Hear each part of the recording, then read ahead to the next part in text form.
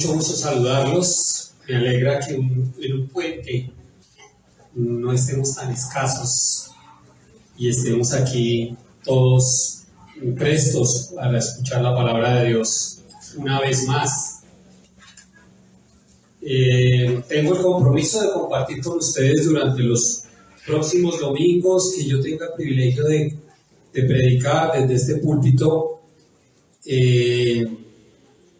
acerca de la autoridad de Jesús.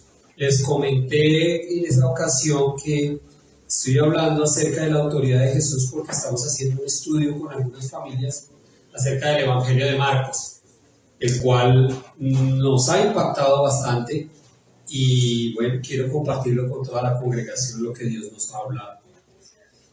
Vamos a tratar 7 puntos durante esas predicaciones. La última vez que estuve acá hablamos de la autoridad de Jesús como maestro y la autoridad de Jesús sobre los espíritus. Recordemos que en esa ocasión hablamos que Jesús sorprendió a una comunidad judía en una sinagoga porque enseñaba con tanta autoridad que la gente quedó maravillada de oír sus enseñanzas y compararon las enseñanzas de Jesús versus las de los escribas y los fariseos y dijeron, no, esto no se compara. Y tal vez ese tiempo allá en el primer siglo esta comunidad judía escuchó el mejor sermón de su vida. Pues imagínense, el invitado del culto, Jesús como predicador, imagínense en ese sermón. Tuvo que ser impresionante. Nuestros sermones son defectuosos, llenos de errores, porque pues somos hombres. Pero un sermón de Jesús, imagínense. Y dentro de ese sermón ocurrió que fue tan potente lo que él estaba diciendo que entre la comunidad había un endemoniado. Y Jesús aprovecha la oportunidad para liberar a esta persona que estaba poseída por espíritus inmundos. Y entonces la gente doblemente asombrada concluye diciendo, ¿quién es este hombre que aún los espíritus se le sujetan y le obedecen? Concluimos que en esas comunidades se congregaban los demonios también. Dios nos guarde de que entre nosotros haya algún endemoniado que se congregue. Lo digo con todo amor y respeto, pero Satanás está vigente. Satanás está vigente, los demonios están vigentes. Y puede ser que alguien no se haya rendido a Cristo y en su corazón no more el Espíritu Santo. Entonces, dijimos en esa ocasión que queremos hablar de la autoridad de Jesús. Y Jesús lo demuestra aquí como maestro y sobre los espíritus. Pero también dijimos que lo contrario a la autoridad es la ¿qué? La anarquía. Hablamos de la anarquía, que pues todos sabemos que la anarquía es sin gobierno y sin rey. Las personas anárquicas no quieren que les digan cómo vivir la vida, no quieren obedecer, quieren vivir la vida como les da la gana, no les interesa la autoridad y mucho menos cumplir reglas. Una persona anárquica está siendo guiada por el espíritu de Satanás, básicamente, porque no quiere autoridad. Y entonces, todos en algún punto, aún antes de conocer a Cristo, fuimos anárquicos. Sí, porque personalmente yo les conté a ustedes cuán difícil fue para mí adaptarme a una comunidad cristiana, cuán difícil fue para mí sujetarme, obedecer, seguir reglas, y por la gracia de Dios, por su Espíritu Santo, Dios puede lograr eso con el peor de los rebeldes, amén, porque el Espíritu Santo puede hacerlo. Entonces dijimos que esa es la anarquía. Y entonces Satanás por naturaleza es anárquico.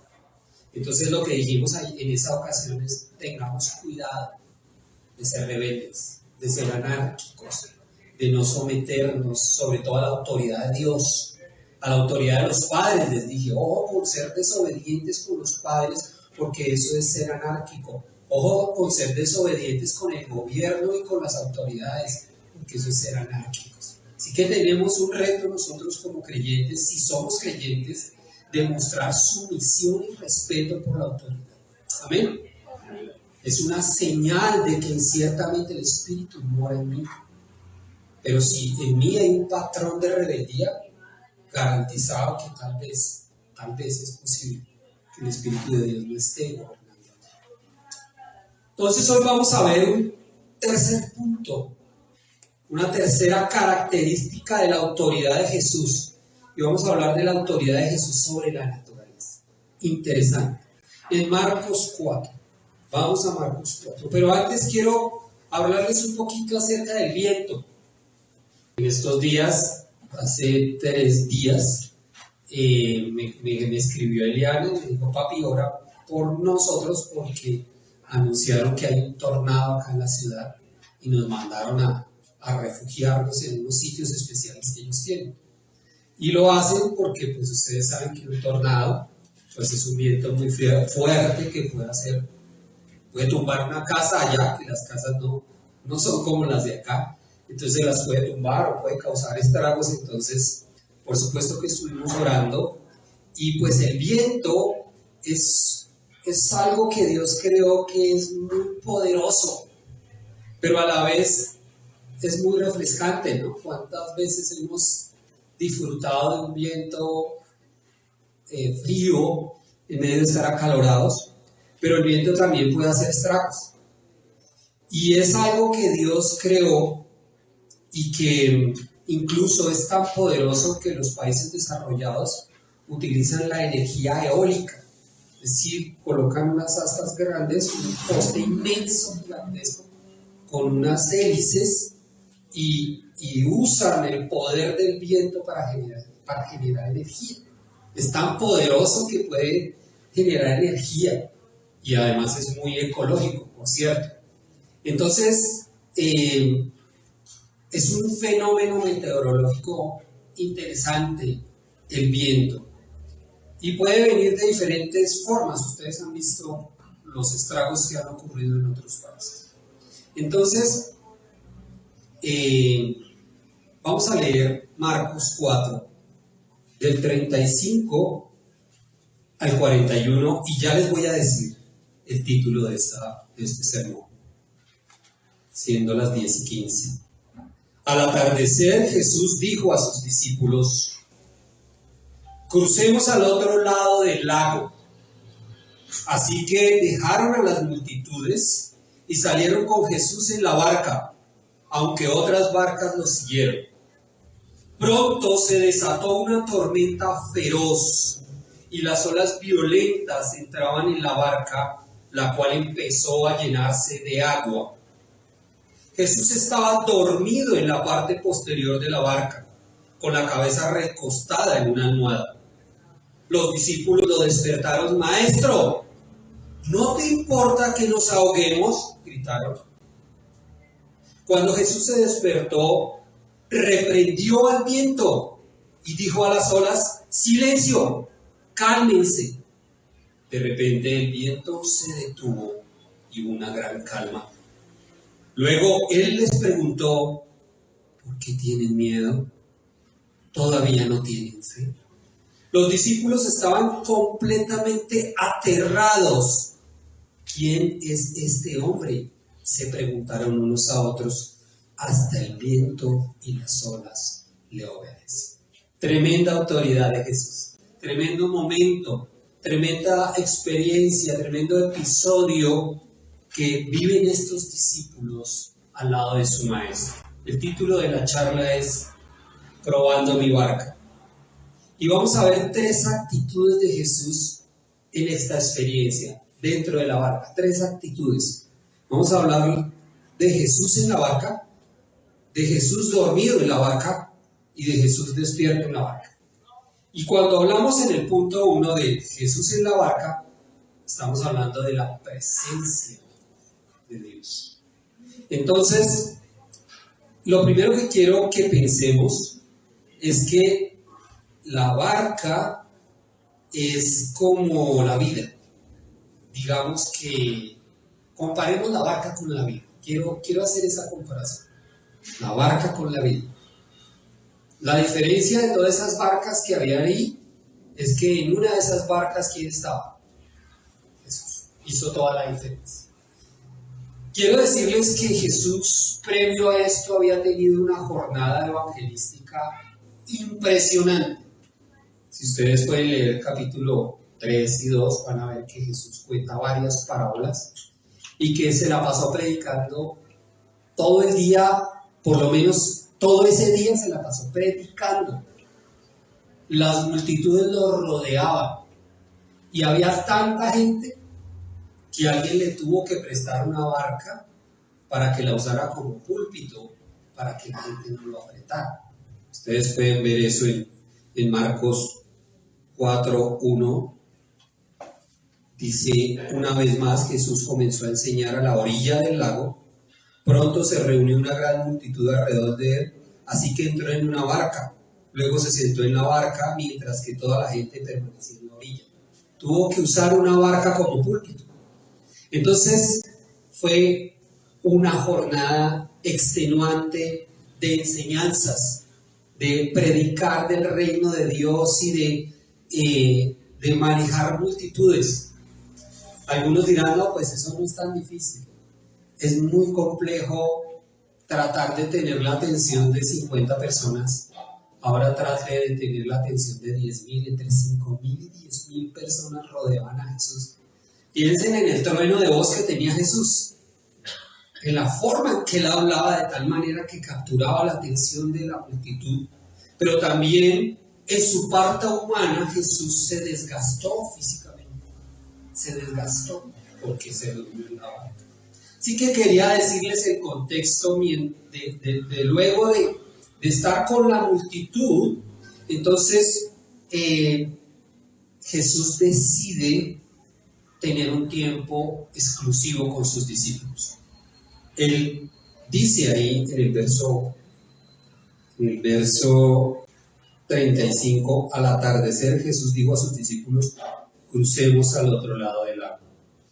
Y subraya esa palabra, crucemos al otro lado del lago, porque ellos no se imaginaban lo que se les venía encima después de decir, crucemos al otro lado del lago. Jesús, con ese crucemos al otro lado del lago, les iba a mostrar la otra cara de la moneda de la vida cristiana. Les iba a mostrar el lado gris del cristianismo, el lado difícil, el lado complejo, el lado que revela lo que hay en el corazón.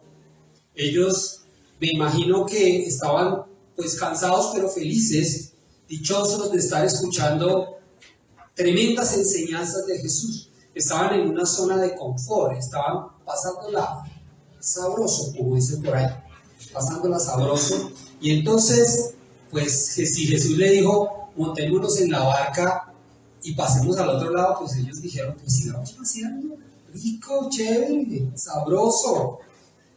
Pero al otro lado del lago esperaba un momento fuerte para sus vidas. En el texto nos dice que había otras barcas, como les dije, pero en la barca de los discípulos estaba Jesús. Todas las barcas que estaban ahí en ese borde y que salieron iban a experimentar la misma prueba. Todas iban a ser golpeadas por un viento feroz.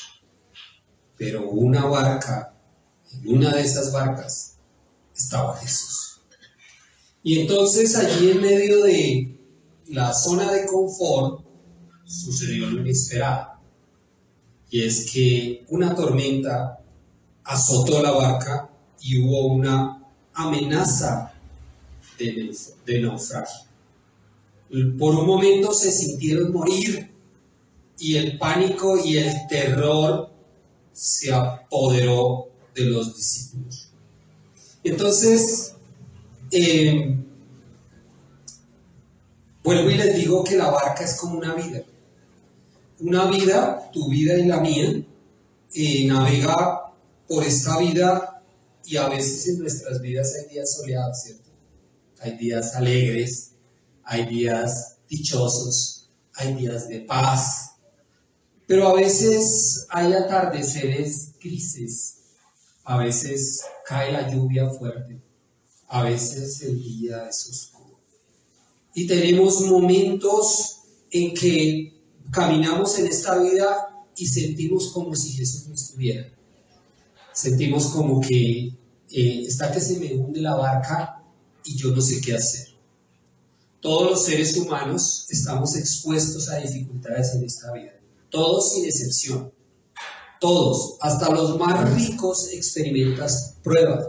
No hay garantía de parte de Dios que las pruebas no nos visitarán.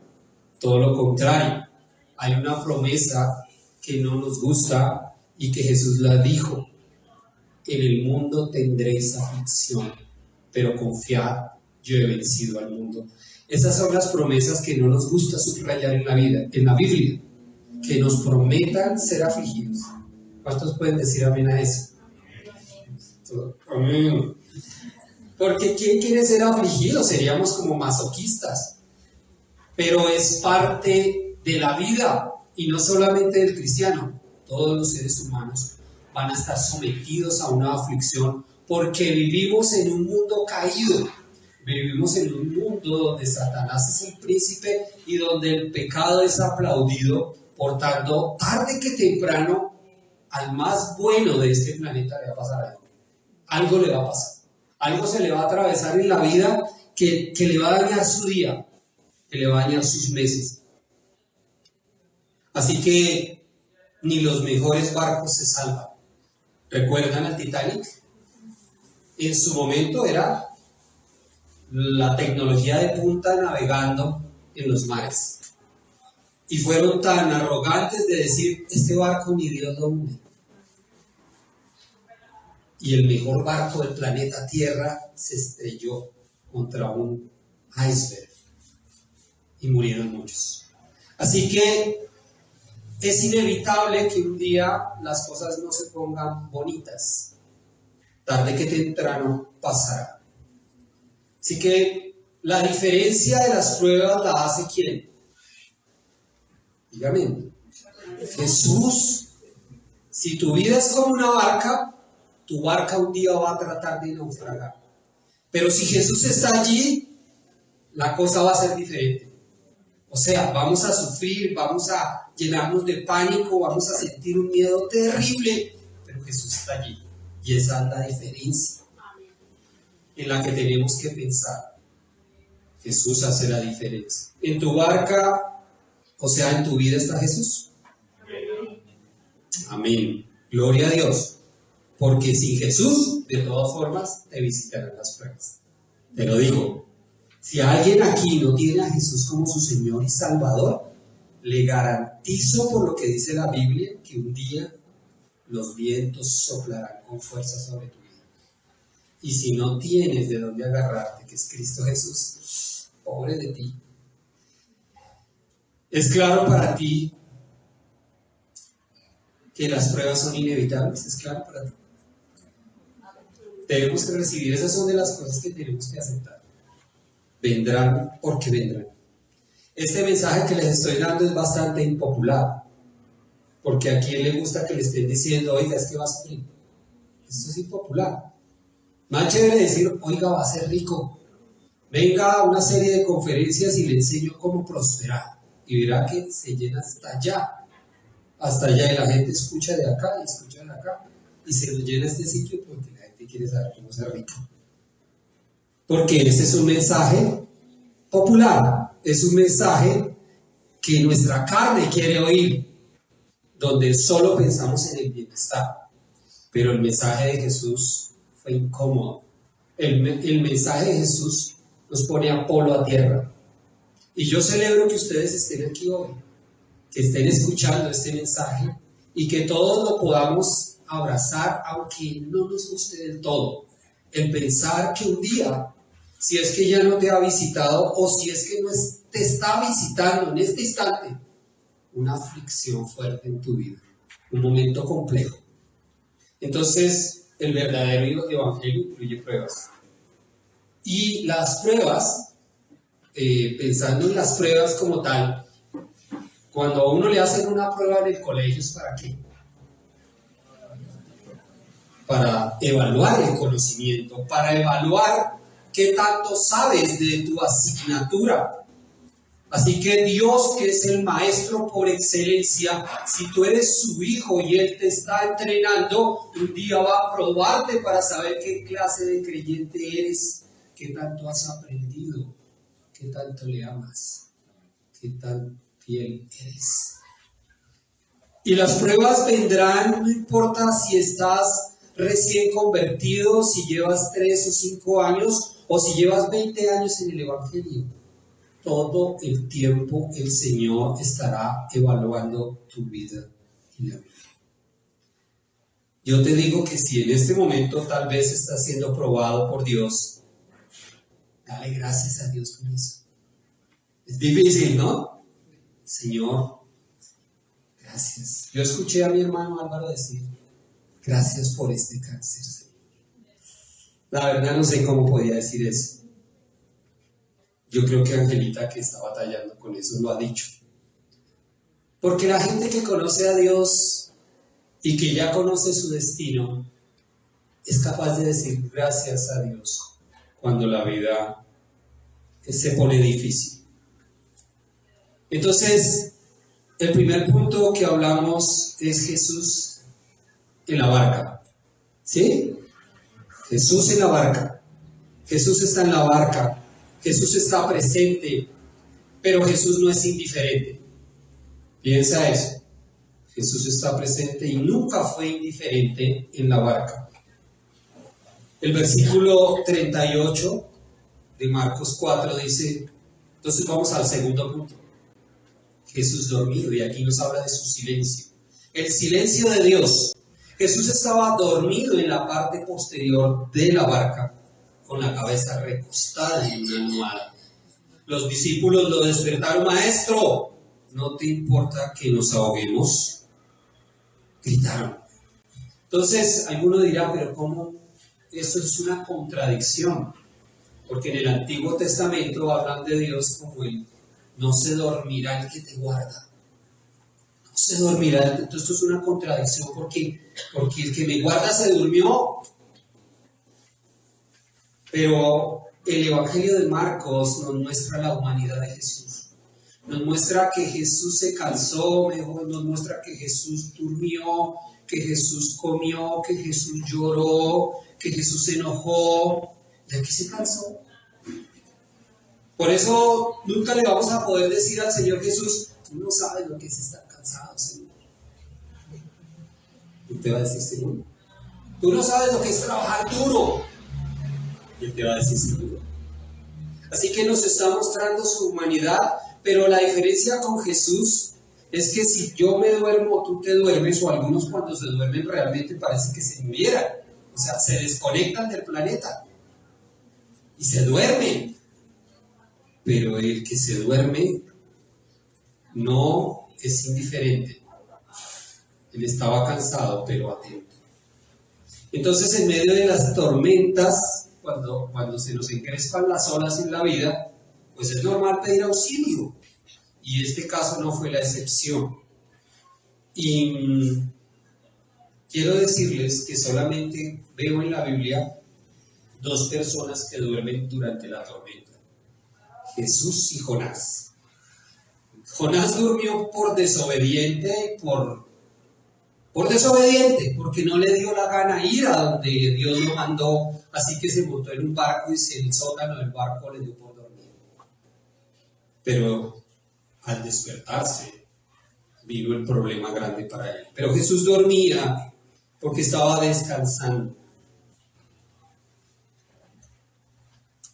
El Jesús que dormía en esa barca nunca perdió el control, porque Jesús es soberano.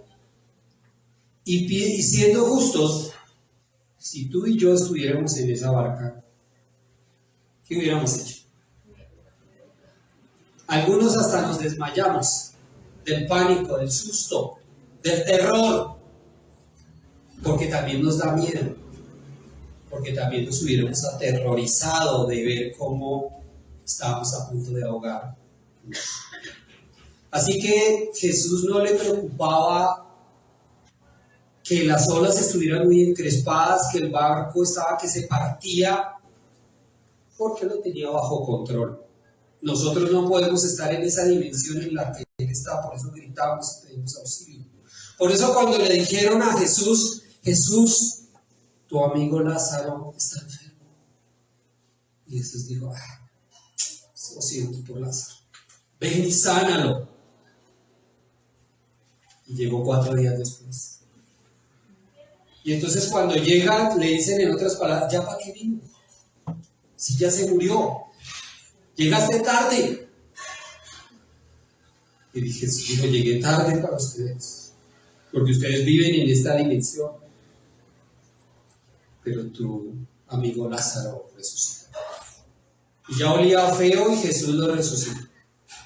Y aquí esta gente se sentía naufragada, ya no había nada que hacer. Y Jesús se levanta y pone en control la situación.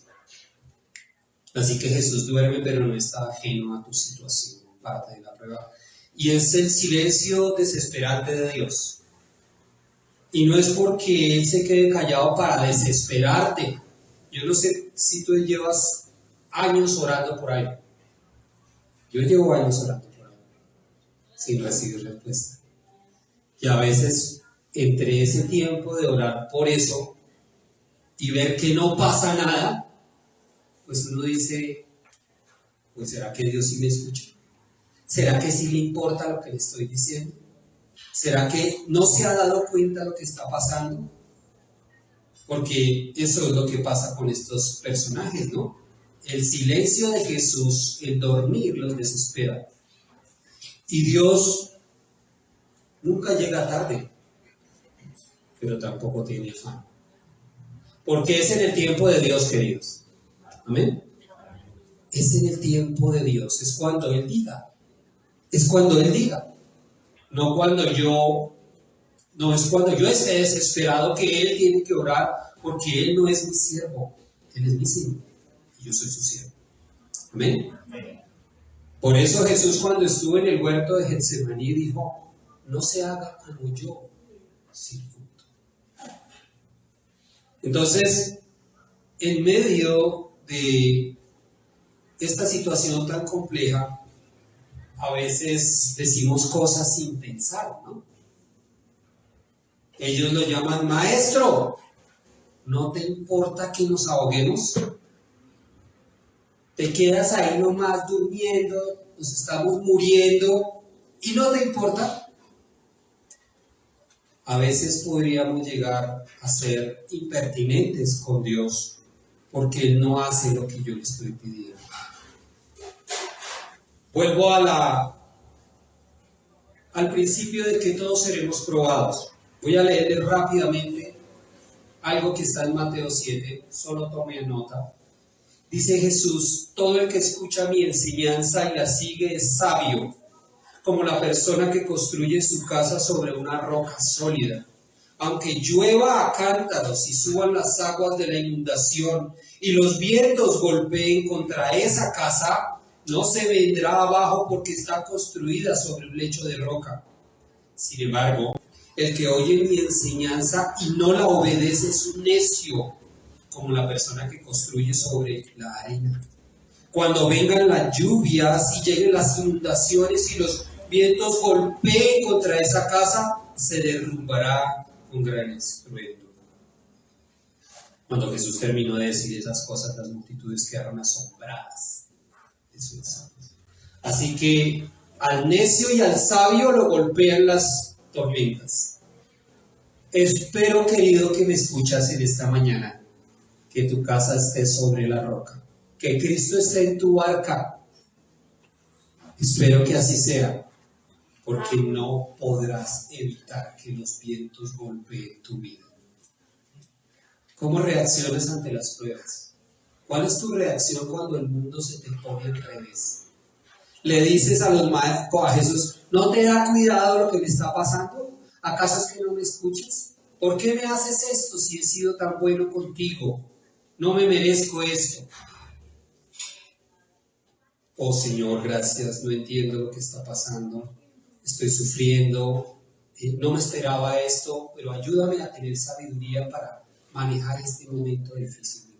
Tienes 2 opciones para reaccionar cuando la cosa se pone patas arriba. Y finalmente, entonces vimos a Jesús en la barca, vimos a Jesús durmiendo, y ahora vamos a ver a Jesús despierto.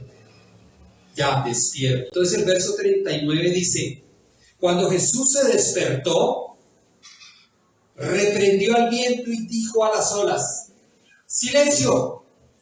¡Cálmense! Y de repente el viento se detuvo y hubo una gran calma. Luego él les preguntó: ¿por qué tienen miedo? ¿Todavía no tienen fe? Los discípulos estaban completamente aterrados. ¿Quién es este hombre?, se preguntaban unos a otros. Hasta el viento y las olas le obedecen. Justo en lo más difícil de la prueba aparece Jesús para resolver lo imposible, con el fin de mostrar su autoridad sobre la creación. Y fue una manifestación de poder, porque Jesús le habla al viento. Y hablarle al viento es como, o sea, el que le habla al viento hoy está loco, ¿no? O el que le habla a los árboles dirá: bueno, ¿usted cómo le habla al viento? Y el viento le obedece como si fuera una persona. Y es impresionante que eso haya sucedido. Algo de lo que más me sorprende a mí en la vida, en mi vida personal como creyente, es la creación. Yo me considero una persona contemplativa. Es decir, a mí me asombra la creación. Y la Biblia dice que la creación reconoce a su hacedor, reconoce a su creador, una cosa magnífica, sobrenatural.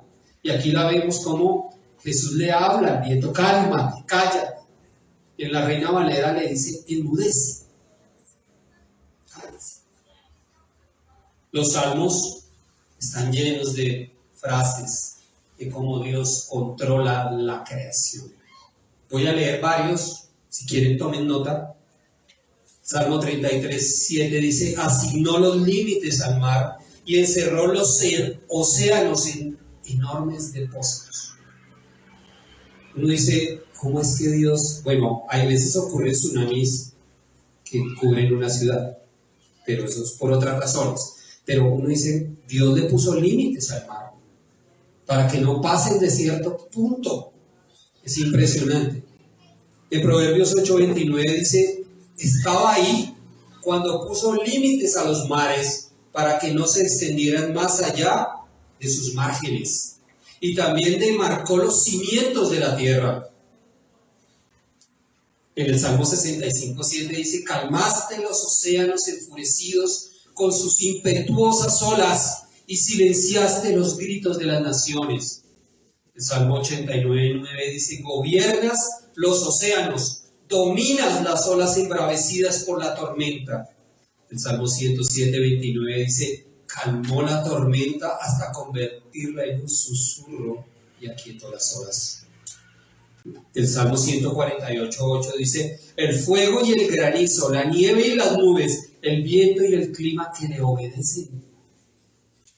Ojo con maldecir un día que llueve. Qué día tan picho he oído yo ese. Qué día tan feo, se me dañó el día con esa lluvia. Estás blasfemando contra tu hacedor. Ojo con eso. El fuego y el granizo, la nieve y las nubes, el viento y el clima le obedecen. Algunos de ustedes dirán: bueno, todos esos tsunamis y todo eso que pasa, que muere gente. Les quiero decir que todos esos desórdenes climáticos que hay es por la mala mayordomía del hombre sobre la creación. Para que lo sepan. Porque Dios lo hizo todo en orden. Él nos entregó una tierra que funcionaba perfectamente y el hombre la ha venido deteriorando. Así que esa excusa no sirve. Otro día hablaremos de eso. Proverbios 34 dice: ¿quién sino Dios sube a los cielos y desciende de ellos?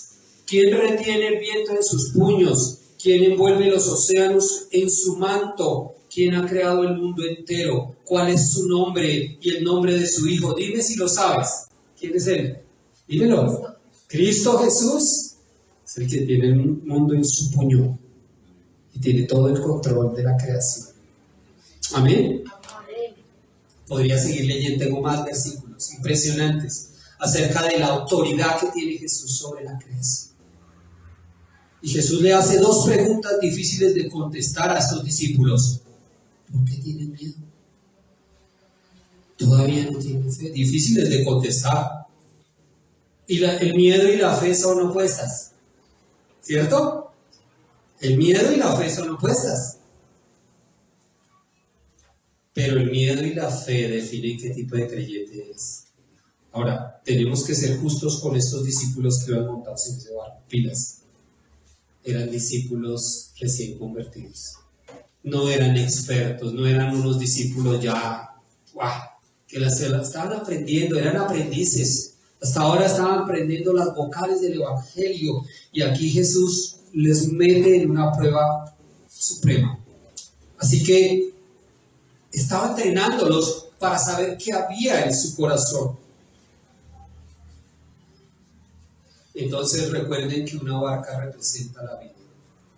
Y yo puedo ser un cristiano lleno de miedo, a pesar de que Jesús esté en mi barca.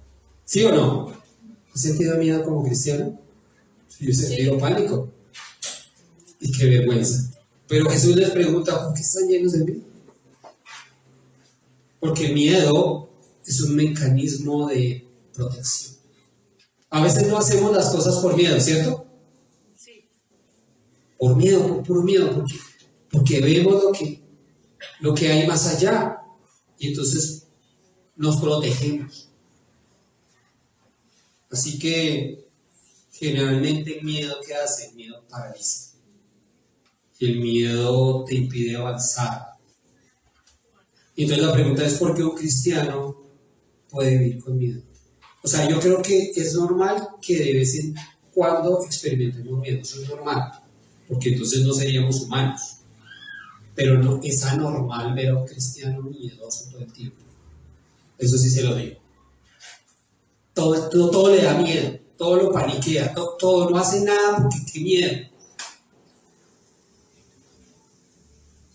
Tenemos que vivir por fe. Entonces hay varias razones para eso. Cuando alguien tiene mucho miedo en la vida cristiana, puede ser por falta de edificación de la palabra. Porque la palabra de Dios te fortalece, te edifica, te da valentía. O si no, ¿por qué los primeros discípulos murieron como mártires? Ellos tuvieron miedo, pero esos que estuvieron en la barca después murieron como mártires. Entregaron su vida. Y sin miedo.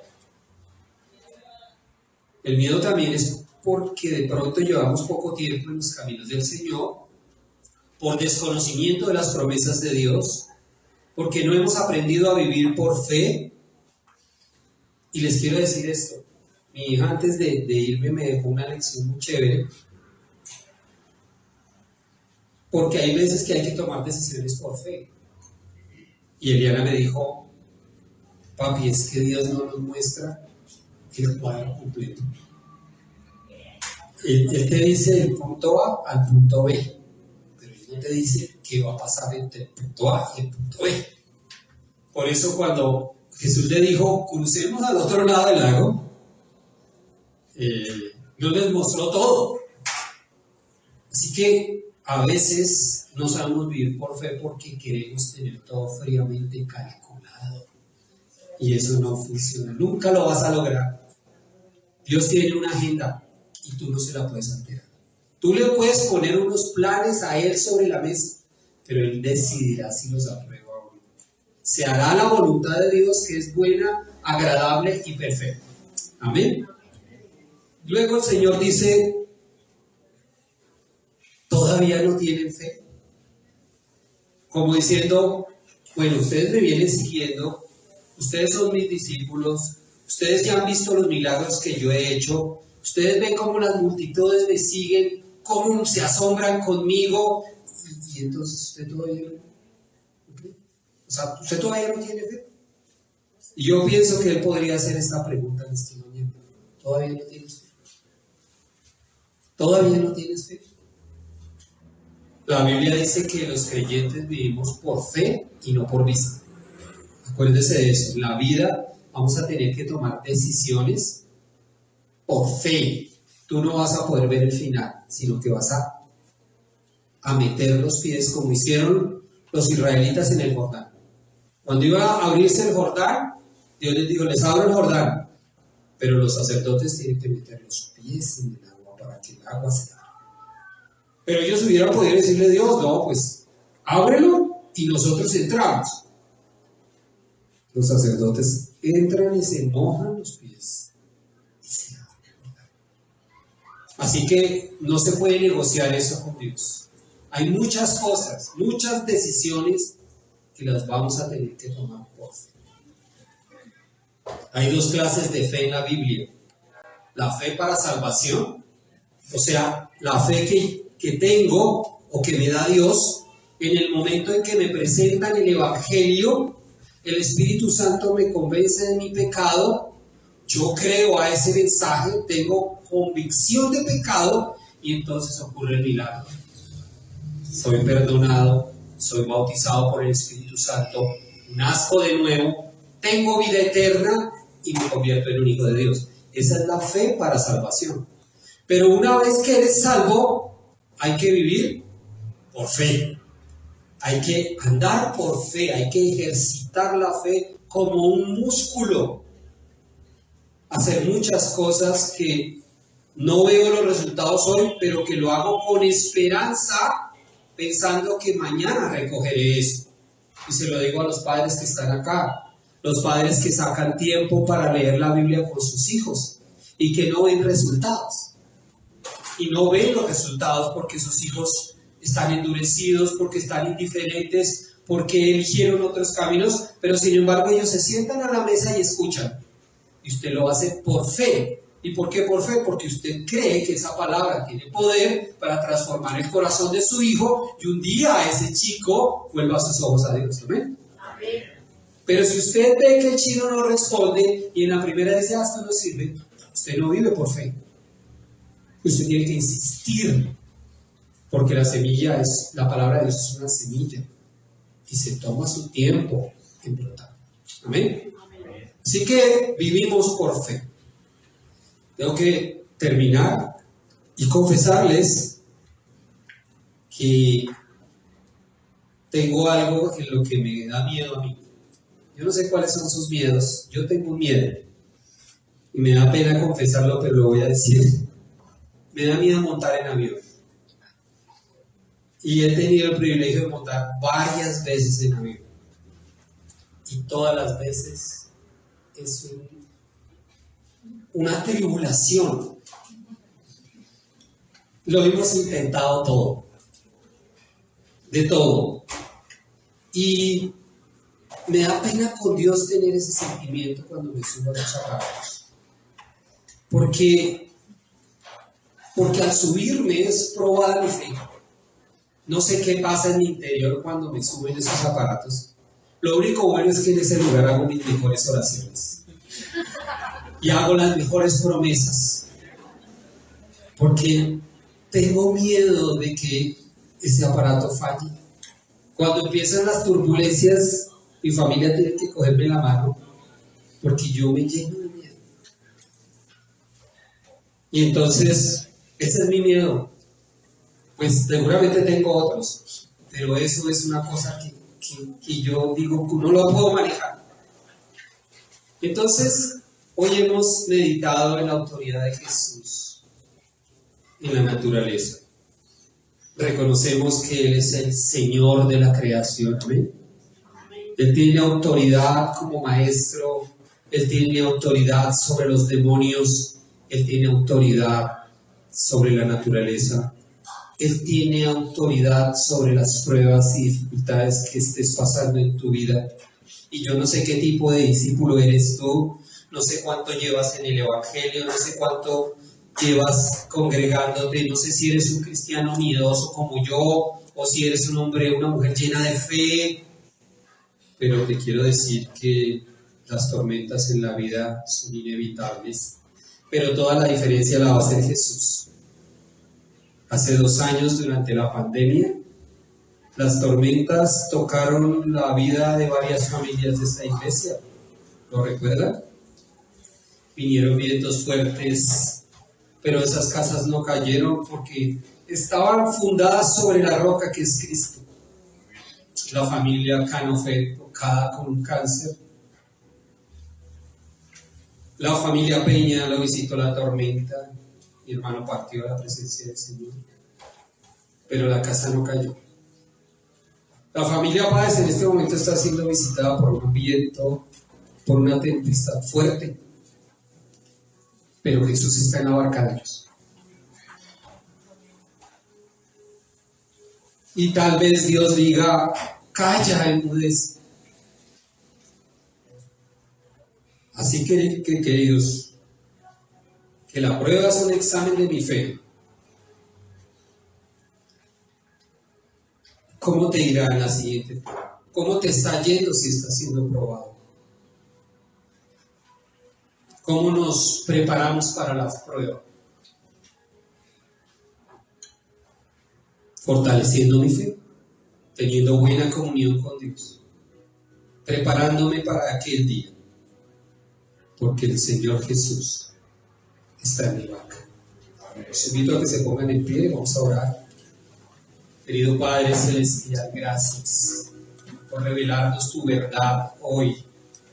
Gracias, Jesús, por venir a nuestras vidas, que en el pasado estuvieron en un naufragio. Estuvimos divagando por este mundo sin ti, pero tú llegaste a nuestra barca y tú le trajiste calma, trajiste paz, que sobrepasa todo entendimiento, Señor. Aceptamos que la vida cristiana está acompañada de pruebas. Solo te pedimos, oh Dios de los cielos, que si eso está ocurriendo en alguien en este lugar, puedan acordarse que tú eres el capitán de su barco, que tú tienes el control, que tú tienes la última palabra, que tú no llegas tarde, que no tienes afán, que eres soberano. Ayúdanos, Dios, a vivir por fe, a vivir en esta vida difícil, donde hay tanto obstáculo, pero tú con tanto poder, mi Señor Dios. Alabamos tu precioso nombre en esta mañana y te damos gracias. Bendito seas por siempre. Amén.